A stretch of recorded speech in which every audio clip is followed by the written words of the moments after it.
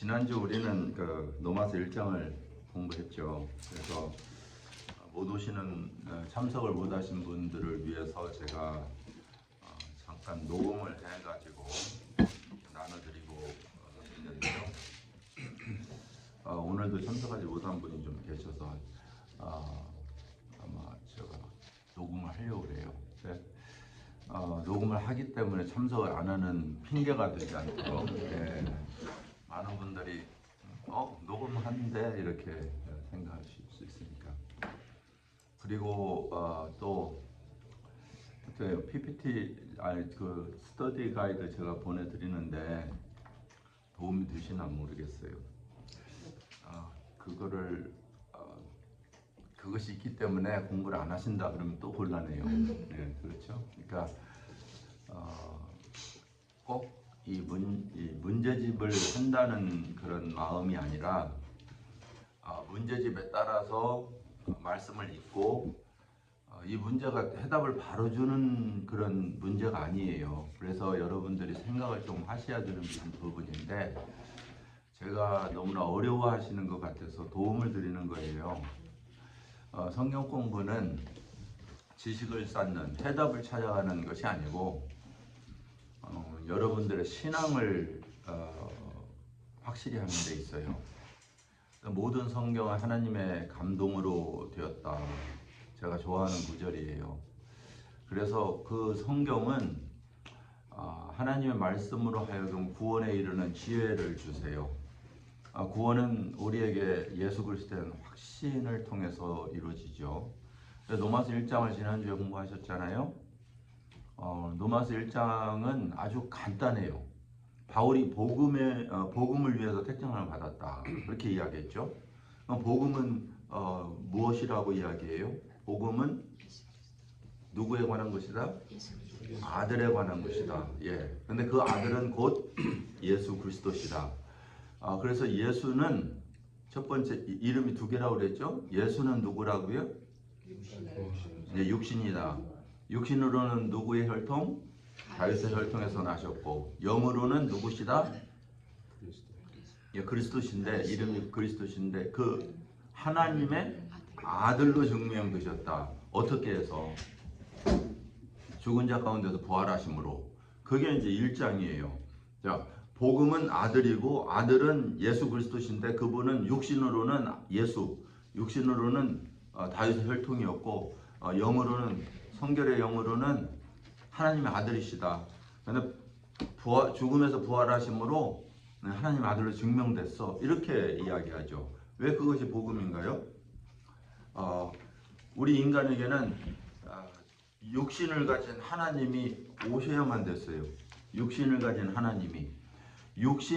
하나님이셔야만 인간의 죄를 위해서 대속할 수 있어요. 왜 그럴까요? 자, 죄를 대속하기 위해서 필수 조건이 있어요. 죄가 없으셔야 되죠. 그러면 인간에게는 죄 없는 사람이 있나요, 없나요? 없죠. 그러니까 육신을 가진 하나님이셔야만 되는 거예요. 그래서 예수님이 하나님이셔야만 되는 이유가 바로 거기에 있어요. 그리고 하나님께서 우리 죄를 대속할 수가 없어요. 하나님은 영이시기 때문에. 그렇죠? 그러면 대속하기 위해서는 반드시 필요한 게 뭐예요? 인간을 대신 죽기 위해서, 대속하기 위해서 반드시 필요한 조건이 있어요. 사람이어야 돼요. 왜 그래요? 죽을 수 있으니까. 사람이 아니면 못 죽어요. 그러니까 하나님은 죽을 수가 없어요. 영생하시는 분이시기 때문에. 그죠? 하나님은 영원히 존재하시는 생명이시기 때문에 죽을 수가 없어요. 그래서 그분이 꼭 육신을 입으셔야 됐고요. 또 그분은 반드시 하나님이셔야 돼요. 왜 그래요? 죄가 없어야 되니까. 이 두 가지가 만족하시는 것이 바로 예수 그리스도세요. 육신과 영, 이 두 가지를 가지고 계세요. 그래서 그분이 복음의 주인공이시라 이런 말이죠. 복음은 아들에 관한 것이고 아들은 예수 그리스도인데 예수는 육신을 가지셨고 왜? 죽어야 되니까. 또 아들은 하나님이시고 왜? 죄가 없으셔야 되니까. 이렇게 이야기하고 있죠. 그래서 복음은 모든 믿는 자에게 뭐예요? 구원을 주시는 하나님의 능력이다. 여러분들이 중요한 성경 구절은 암송하는 게 좋아요. 1장 17절인가 16절 함께 읽겠습니다. 16절과 17절을 함께 읽겠어요. 시작. 내가 복음을 부끄러워하지 아니하노니 이 복음은 모든 믿는 자에게 구원을 주시는 하나님의 능력이 됩니다. 먼저는 유대인에게요 그리고 헬라인에게로다. 복음에는 하나님의 의가 나타나서 믿음으로 믿음에 이르게 하나니 기록된 바 오직 의인은 믿음으로 말미암아 살리라 함과 같으니라. 예, 복음은 능력이에요. 어떤 능력? 하나님의 능력인데요. 그 하나님의 능력은 구원하시는 능력이에요. 그죠? 그래서 복음이란 모든 성경 전체가 복음이라고 우리는 부르지 않아요. 왜냐하면 성경은 교훈도 있고요. 성경은 책망도 있고요. 성경은 바르게 해주는 것도 있고요. 의로 교육하는 게 있어요. 그래서 성경은 우리를 가르치시고 성도로 살게 하는 교훈도 있고 책망도 있고 이렇기 때문에 우리는 성경 자체가 다 넓은 의미에서는 복음이라고 이야기하지만 결국은 그렇지만 이 복음이란 예수 그리스도에 관한 거고요. 그것은 구원을 주시는 하나님의 능력이에요. 기쁜 소식이라는 뜻이죠. 그래서 이 복음에는 반드시 필요한 게 있어요. 하나님의 의가 나타나야 돼요. 하나님의 의. 그래서 오늘부터는 하나님의 의에 대해서 공부하는 거예요. 근데 하나님의 의는요 두 가지가 있어요. 이제 이것이 2장이에요. 하나님의 의, 이거는 두 가지가 있는데요. 2장에서는 나의 노력을 통해서 이루는 의. 그러니까 인간의 노력을 통해서 성취하는 의. 자, 그러면 하나님의 의는, 완벽한 의는 무엇으로 표현됐을까요? 하나님의 완벽한 의를 이루기 위해서는 무엇을 알아야 되겠어요? 자, 우리가 행위로 하나님을 온전히 하나님의 의에 도달하기 위해서 하나님의 그 기준을 알아야 돼요. 그래야 그 기준을 온전히 행하죠. 자, 하나님의 의의 온전한 기준, 하나님의 가장 높은 기준을 알면 그것을 향해서 노력할 거 아니에요. 우리 행위가.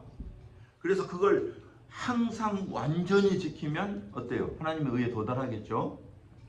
자, 벌써 걱정되잖아요. 네. 내가 어떻게, 감히 어떻게 그걸 도달할 수 있어? 그렇지만 원리적으로는 그렇잖아요. 그렇죠?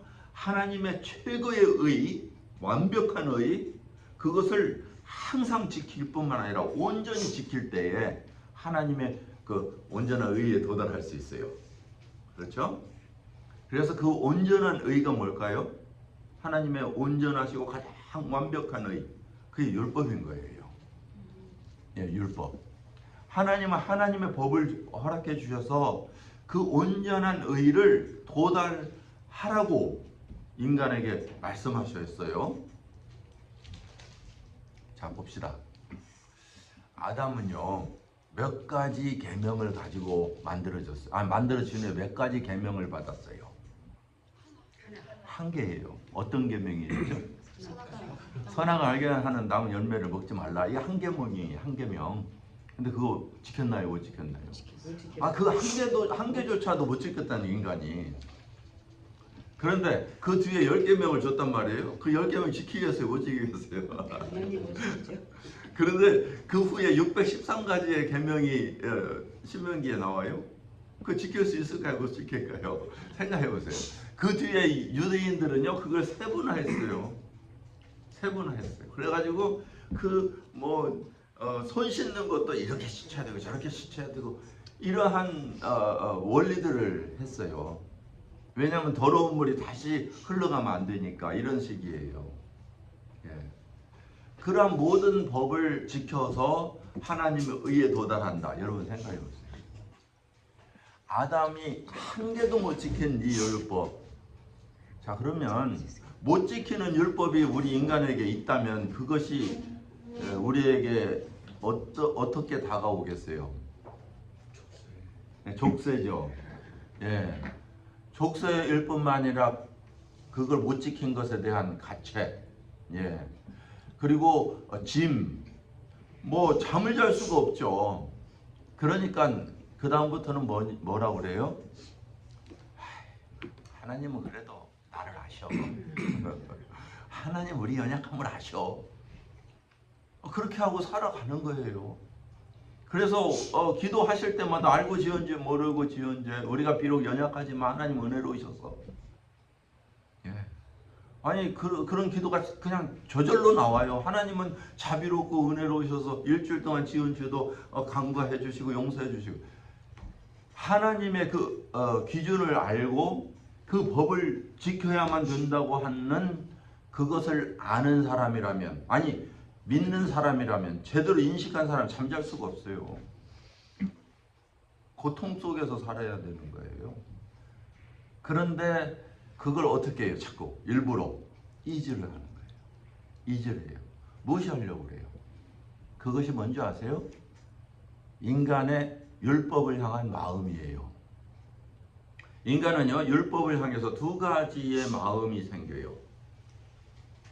하나는 율법을 향해서 더하는 마음, 다른 하나는 율법의 형벌에 대해서 감하는 마음. 그래요? 하나님이 선악을 알게 하는 나무 열매를 먹지 말라고 명령하셨어요. 왜 그래요? 정령 죽을 것이다. 그랬죠? 그랬더니 사탄이 와서, 야, 너 동산에 있는 모든 실과는 먹어도 된다고 하더냐? 그랬더니 아니, 하나님께서 말씀하시기를 다 먹을 수 있지만 동산 중앙에 있는 나무는 뭐라고요? 먹지도 말고 만지지도 말래. 하나님 만지지 말라고 그랬어요? 안 했잖아요. 행위에 대해서는 인간은 못해요. 더하는 그런 마음이 있어요. 그래서 하나님이 하지 말라는 것까지도 막 지키려고 그래요. 그래서 막 내 목숨 주님께 내놓겠대요. 이 몸 죽게 되면 지난번에 이야기하셨죠. 막 내놓겠대요. 그런데 율법에 대해서는 그래서 막 세분화해가지고요. 예수님은 내가 안식일의 주인이다. 내가 안식을 허락하노라. 수고하고 무거운 짐 내게로 오라. 내가 편히 쉬게 하리라 그러는데요. 안식을 거룩하게 지켜야 된다고 그 율법을 이 38년 병자에서 풀려준 예수님을, 날 때부터 소경된 자를 그 고통에서 풀어준 안식을 준 예수님을 향해서 안식을 범했다고 그러잖아요. 막 정죄하는 거예요. 아니 걸어가면 안 되는데 짐을 들고 갔다는 거예요. 진흙을 이기면 안 되는데 이겼다는 거예요. 이게 뭐예요? 율법을 주신 분한테 안식이 안 지켰다고 하고라고 하는 거예요, 인간들은. 그래서 행위에 대해서 강조하고요.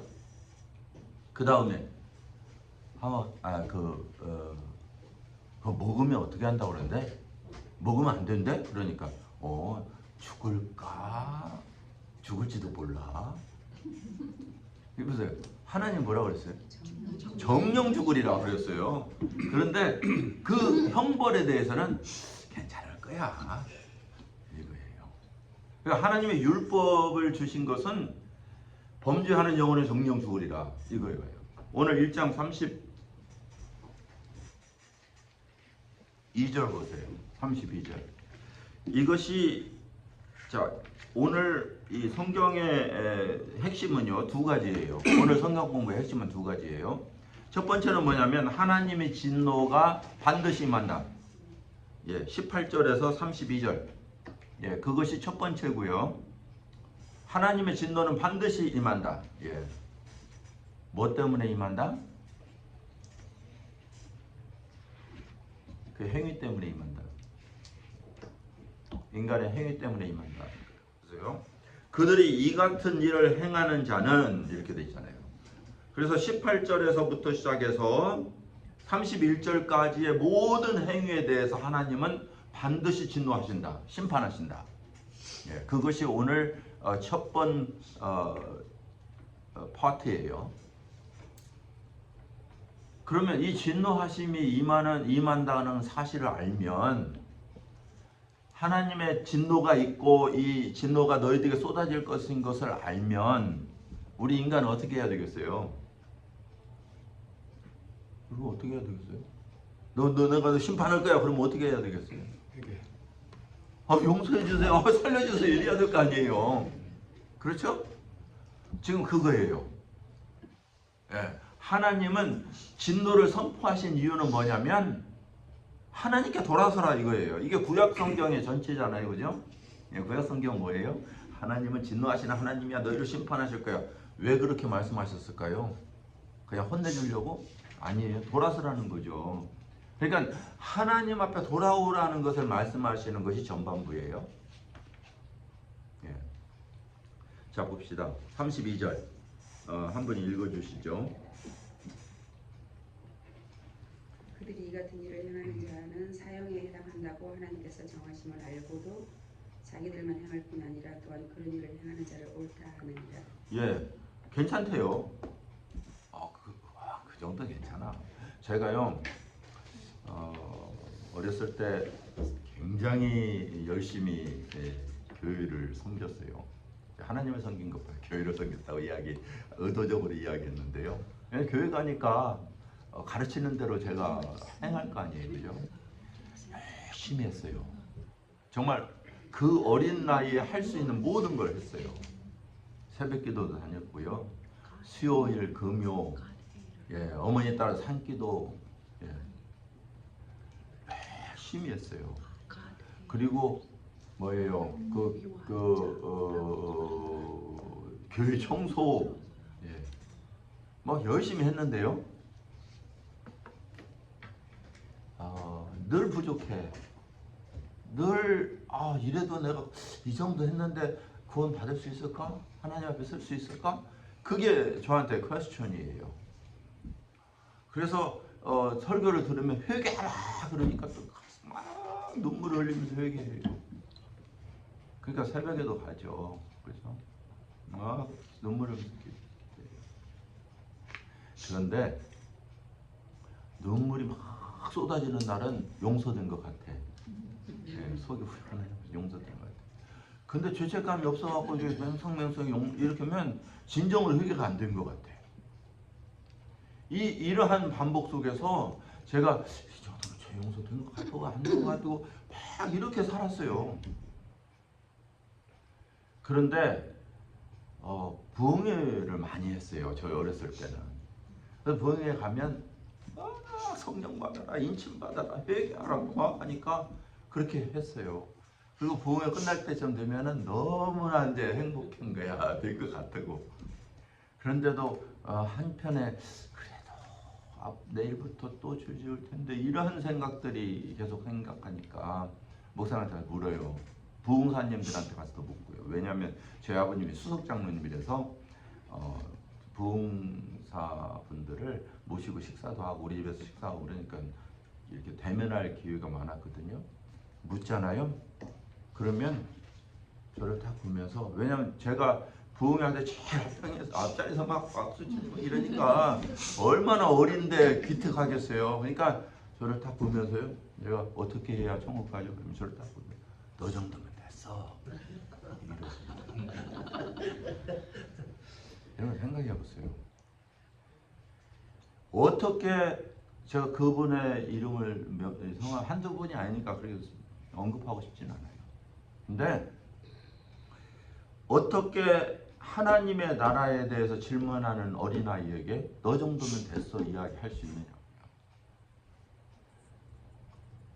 하나님의 사형에 해당한다는 하나님의 정하심을 진정으로 안다면, 그리고 어린아이가 그 나라에 대해서 궁금해한다면 어떻게 너 정도면 됐어 이렇게 할 수 있어요. 안 되는 거예요. 그거는 여러분, 나만 그렇게 할 뿐 아니라 너 정도면 됐어 그것도 옳다고 할 수가 없는 거예요. 그렇죠?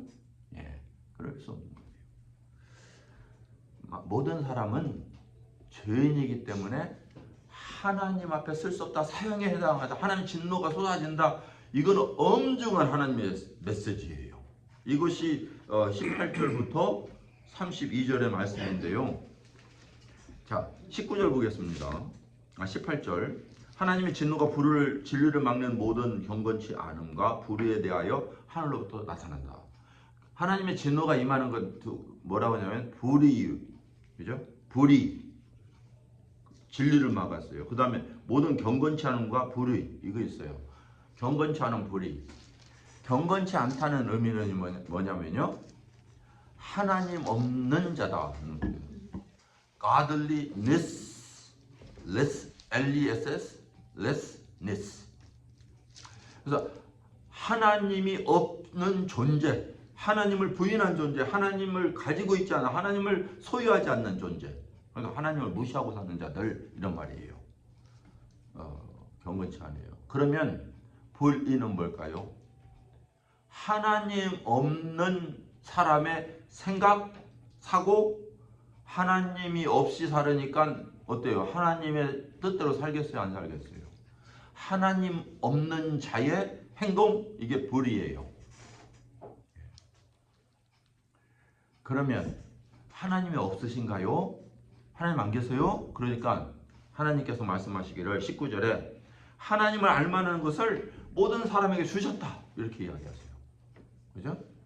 자, 하나님 알만한 것을 모든 사람이 주었지만 그들은 하나님을 거절했다. 하나님 마음에 두기를 싫어했다. 그리고 하나님 없이 살아가는 존재가 되었다. 그리고 하나님 없는 삶을 살았다. 그것이 하나님의 진노다, 그거예요.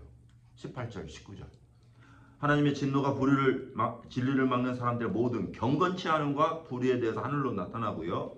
그럼 하나님 없는 존재는 아니라는 거예요. 하나님 알만한 것을 그들 속에 확실하게 보여주셨어요. 창세로부터 그에 보이지 않는 것들, 영원한 능력과 신성이 자기의 만드신 만물 속에 이미 존재한다는 거죠. 그러므로 모든 인간은 핑계할 수 없다. 핑계할 수 없다. 그런데 어떤 사람은요, 하나님을 알아요. 그래, 세상의 존재를 보면 하나님 할 것 같아, 계신 것 같아. 혹은 어떤 사람은요, 하나님 계신 거 확실해, 자기 믿음 있다고 생각하죠.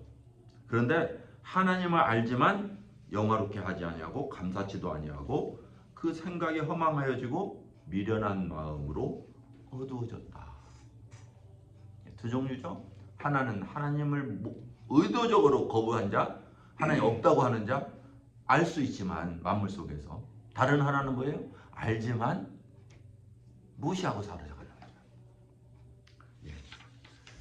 그런데요, 그런 사람들은 어떤 사람들이냐면 스스로 지혜 있다고 하면서 하나님 보실 때는 어리석은 자예요. 시편 14편은요, 하나님께서 하늘에서 인생들이 자기를 찾는 자가 있는가 하고 훑어보셨어요. 그랬더니 다 치우쳐서 다 하나같이 하나님이 없다고 한대요. 그러면 어리석은 자는 그 마음에 이르기를 하나님이 없다도다 하고 시편 14편을 선언해요. 이 지혜 있다고 하지만 어리석은 자가 되었어요. 하나님 없다고 하는 자예요. 그런데 하나님의 그 영원하신 썩지 않는 하나님의 영광을 어떤 걸로 바꿨느냐면요, 피조물의 영광으로 바꿨어요. 어떤 거예요? 썩어질 사람의 모양으로, 새의 모양으로, 짐승의 모양으로, 기어다니는 모양으로 그렇게 바꿔버렸어요.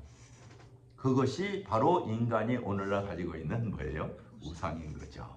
우상인 거예요. 하나님의 영광을 대치해버린 다른 거, 우상인 거예요. 그러니까 하나님은 진노를 쏟을 수밖에 없다, 이렇게 이야기하시죠. 그 다음 24절부터는 뭐냐면 하나님 없는 자의 행위예요. 불의. 그것은요, 하나님께서 그 마음의 정욕대로 내버려 두셨어요. 여기 보세요. 하나님께서 그들이 불의를 행하는 이유 뭐냐면요, 결국은 내버려 두신 거예요. 내버려 두신 거. 내버려 두셨다는 말이 몇 차례가 나와요? 자, 봅시다. 24절 정욕대로 내버려 두사. 26절 하나님께서 그들의 부끄러운 욕심에 뭐라고요? 내버려 두사. 그 다음에요, 28절 또한 그들이 마음에 하나님 두기를 싫어함에 하나님께서 그들의 상실한 마음대로 내버려 두사. 이 내버려 두셨다는 말은 무슨 말이냐면요. 영어 성경으로 보세요. 가지고 계신 분 계세요? 뭐예요? 영어 성경 아무도 없죠? 미국에 사시지만 역시 한국인, 예, 자랑스러운 한국인입니다. 예, give up이란 말이에요. give up. 하나님께서 포기하셨다. 이거 하나님께서 포기한 인생 참 행복할까요? 하나님의 진노 앞에 포기한 인생이 되었다 이런 말이에요. 그래서 합당치 못한 일을 정욕에 따른 일을 막 하게 하도록 그냥 방치하신 거예요. 이 세상이 왜 악하냐고요? 하나님이 포기하신 거예요. give up. 포기하신 거예요. 내버려 두셨다는 거예요. 내버려 둔 것이 좋은 게 결코 아니죠. 부모가 너 하고 싶은 대로 해. 그래. 이게 좋은 건가요? 어렸을 때는 좋은 건 줄 알았어요.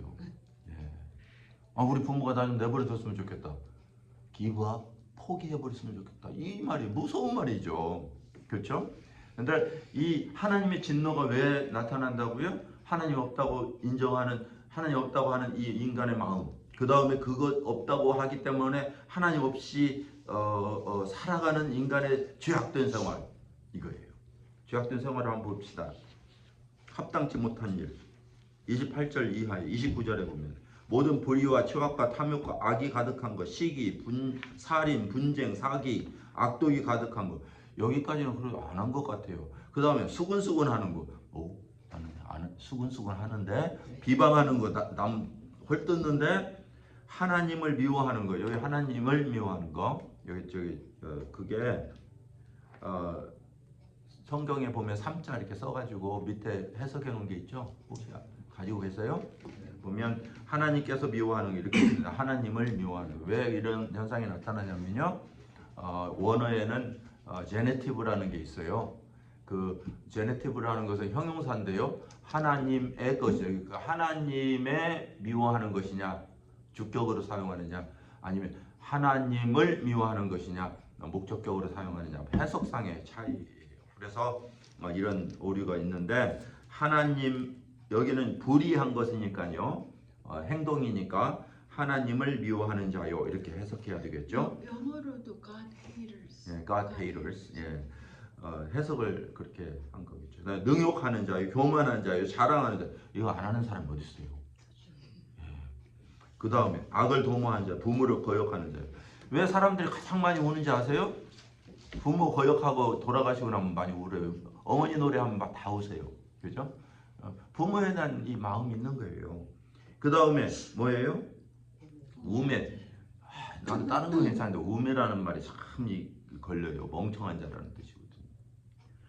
시간이 지날수록 제가 참 멍청하다는 생각이 들어요. 기억이 막 자꾸 사라져.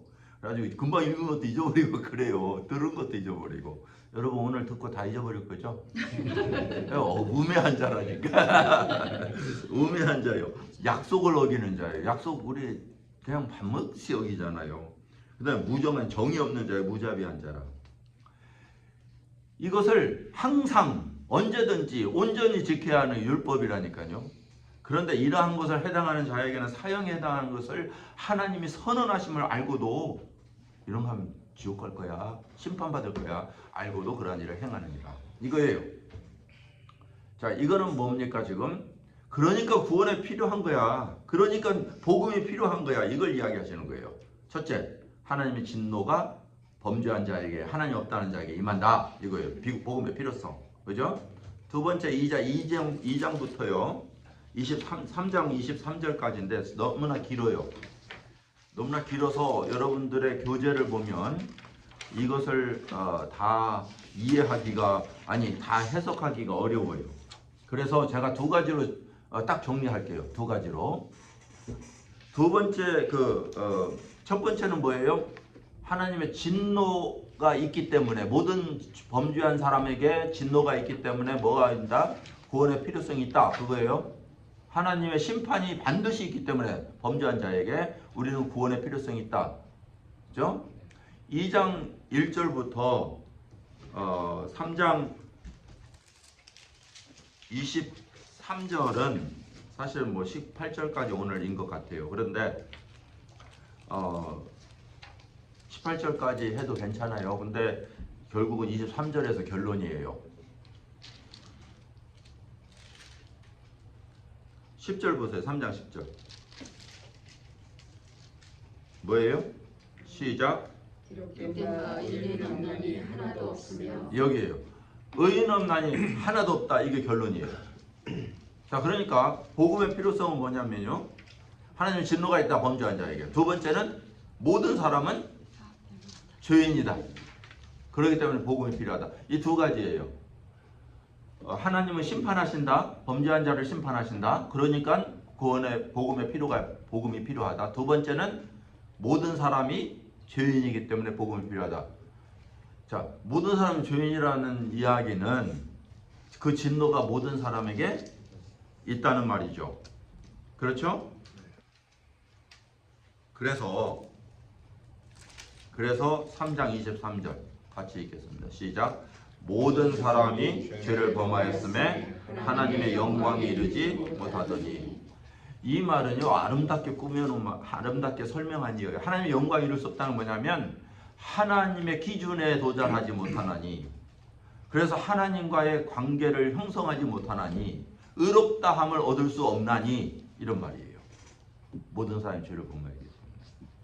그러면 하나님의 진노는 모든 사람에게 이른다. 이것이 결론이죠. 이것이 바로 오늘 공부의 전체인데, 그래서 제목이 뭔가요? 2장 제목은?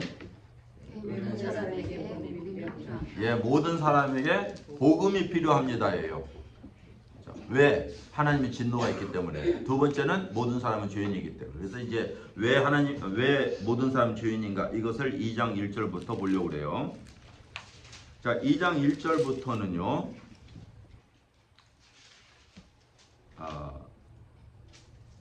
하나님의 심판이 있는 걸 아는데 행위에 따라서 하나님은 심판하신다. 그래서 이러이러한 행위를 한 자는 사형에 해당하는 것을 이야기한다 라고 이야기하면서 너의 행위는 어떠니? 라고 2장에 처음에 이야기해요. 자, 3절 보겠습니다. 이제 2절부터 보면 이런 일을 행하는 자는 하나님의 심판 진리대로 되는 줄을 우리가 아노라.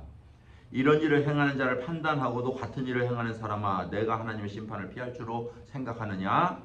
라고 이야기하면서, 이것이 이제 유대인들에 대한 이야기예요.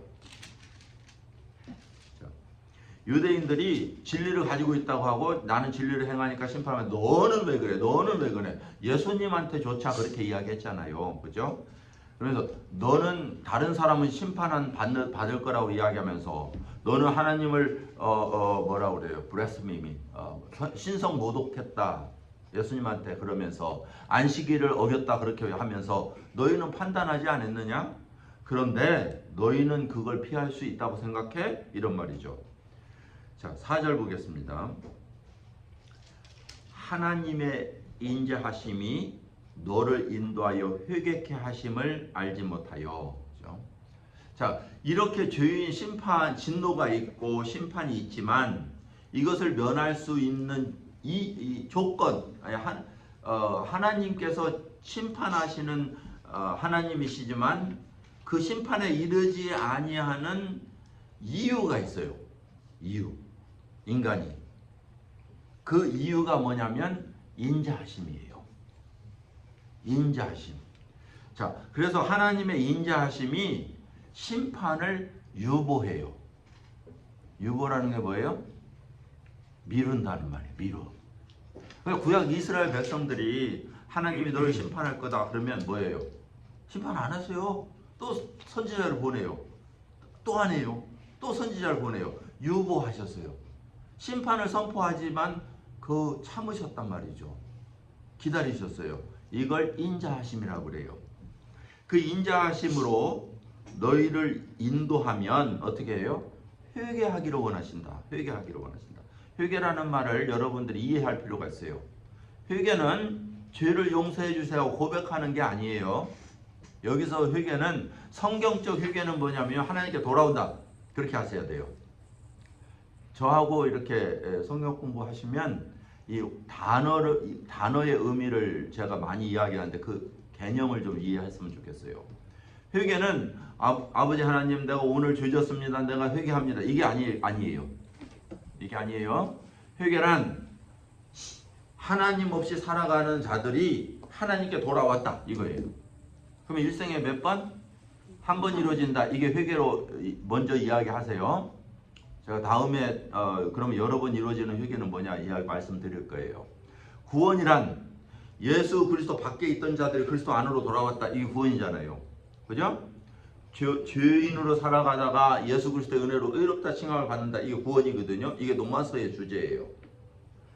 자, 그렇다고 한다면 오늘 우리의 삶 속에서 일어나는 작은 죄들 있잖아요. 그죠? 하나님 나를 여기에서 구원해 주세요 라고 기도하죠. 그 구원이 천국 못 간다는 이야기 아니잖아요. 그렇죠? 우리는 구원에 대한 단어도 여러 가지로 사용해요. 그처럼 회개도 마찬가지예요. 그러나 성경적 회개의 의미는 뭐냐면 하나님 밖에 있던 자들이 하나님께 돌아왔다. 이게 회개예요. 그것을 누가복음 15장에서 이야기하는데요. 누가복음 15장에서는 세 가지 비유가 나와요. 하나는 잃은 양의 비유, 잃은 드라크마의 비유, 잃은 아들의 비유. 예. 그런데 여기 이 세 가지가 바로 이와 같이 죄인 하나가 회개하면 이라는 회개를 가르치세요. 근데 이 회개의 그 의미는 뭐냐면요. 잃었다가 찾았다는 거예요. 양이 한 마리가 도망갔는데 잃어버렸는데 누가? 하나님이 찾아와서 건져가지고 예수님이 찾아와서 건져가지고 돌아왔대요. 이걸 회개라고 하는 거예요. 그래서 회개는 우리가 하는 행위도 있지만 아니에요. 하나님의 행동이에요. 우리의 마음을 돌이키시는 하나님의 행동이에요. 개념을 보면 두 번째는 드라크마를 잃어버렸어요. 근데 그 드라크마를 성령님께서 막 찾아가지고 여인이 막 아줌마가 찾아가지고 찾았어요. 누구의 행동인가요? 여인의 행동이에요. 그런데 그거 찾았다고 너무나 즐거워하시는 거예요. 이와 같이 죄인 하나가 회개하면 이렇게 돼 있어요. 그런데 세 번째는요. 잃어버린 아들이 있죠. 두 아들이 있었는데 하나는 밖으로 나갔다가 다시 돌아왔어요. 그런데 아버지가 내가 잃었다가 찾았다 죽었다가 사는 자라고 안아주세요. 이와 같이 죄인 하나가 회개하면 자 됐죠? 그 아들은 또 나가서 또 들어오고 또 나가서 또 들어오고 안 하지요. 예, 회개는 그게 아니라니까요. 예, 잃어버린 자가 하나님께 돌아왔다 이거예요. 근데 하나님의 그 인자하셔서 용납하시는데 회개치 않는다면 안 돌아간단 말이에요. 막 버티는 거예요. 이것이 진노받을 수밖에 없는 행동이다 그거죠. 그의 인자하심과 용납하심과 길이 참으심의 풍성하심을 멸시하고 있기 때문이다는 거예요. 그러면서 하나님께 심판받는 건 이거예요. 내 고집, 회개하지 아니하는 마음. 이거에 따라서 진노의 날에 하나님의 의로우신 심판이 나타나는 그 날에 하나님의 진노를 너희가 쌓는도다 이거예요. 자 보세요. 여기에 하나님의 진노가 엄중하시죠. 우리 행위에 대한 엄중하시지만 하지 않는 이유, 심판이 임하는 이유가 뭐예요? 너의 고집, 회개치 아니하는 거 이거잖아요. 그죠? 여기에서 하나님은 행동에 대해서 이야기하고 있잖아요. 하나님의 인자하심 앞에는요. 죄인이 죄짓고 심판받을 수밖에 없다는 걸 하나님 아세요? 모르세요? 아신다니까요. 그래서 하나님 잊으셨습니다. 죽어 마땅하지만 이것보다 중요한 게 뭐냐면요. 고집과 회개하지 않는 거. 예. 이것 때문에 멸망한다는 거예요. 그런데 그것이 9절. 악을 행하는 각 사람에게 영에는 환난과 공고가 있으리니 먼저는 뭐예요? 유대인에게요. 다음은 헬라에게는이다. 그래서 유대인들은 율법이 있기 때문에 율법으로 망하고 헬라인들은 율법이 없어도 자기 마음의 율법으로 망한다. 이것이 나머지인데요. 우리는 45분에 맞춰야 돼서 너무나 시간적인 촉박이 있죠. 다음 주에 이것을 하면서 왜 모든 사람은 하나님의 심판 아래 있어야 되는가 하는 부분을 이야기하고 그것에 대한 하나님의 해결책. 다음 주가 굉장히 중요한 장이에요. 왜냐하면 하나님의 해결 방법을 이야기하고 있기 때문에 그렇거든요. 그래서 제가 오늘 여기서 마쳐야 돼요. 예. 여기까지 질문 있습니까? 뭐 여기까지는 안 어렵죠? 예, 어렵습니까? 로마 사람 저는요 예, 항상 좀 궁금한 게 예. 하나님을 조금 더 살게 안 하셨, 예수님을 조금 더 이 세상에 살게 안 하셨을까? 예. 결국은요, 예수님이 오신 이유 딱 한 가지예요. 죽으러 오셨어요. 그러니까 죽는 날을 정하시고 그 날에 가셨는데요. 이스라엘 백성을 위해서만 죽는 게 아니거든요. 온 인류를 위해 죽으셔야 돼요. 근데 예수님이 예루살렘 성에 입성했을 때 누가 오냐면 헬라인이 와요. 예수님한테 헬라인이 찾아와요. 그러니까 예수님이 내가 영광을 얻을 때가 됐다 말씀하세요. 왜냐하면 유대인뿐만 아니라 헬라인까지 찾아오거든요. 그러니까 이 세상죄를 지고 가신 하나님의 어린 양으로 죽으실 때가 된 거예요. 가장 정확한 때에 돌아가신 거죠. 대답 참 빨리 하죠. 기도하겠습니다. 아버지 하나님, 노마서를 저희들이 공부하면서 참 하나님의 그 거룩하심을 다시 한번 바라볼 수 있었습니다. 하나님의 진노가 이 세상에 엄중할지라도 하나님의 인자하심과 길이 참으심이 우리에게 있어 참 감사합니다. 그리고 그 하나님의 은혜가 우리에게 어떻게 임했는지를 잘 묵상하고 알아갈 수 있도록 다음 주에 그 성경 공부도 잘 준비하게 하여 주옵소서. 오늘 하루가 주님 앞에 드려지게 하시고 저희의 드리는 이 목소리와 이 시간들이 하나님이 기뻐하시는 그러한 예배가 될 수 있도록 축복하여 주옵소서. 예수님의 이름으로 기도했습니다. 아멘.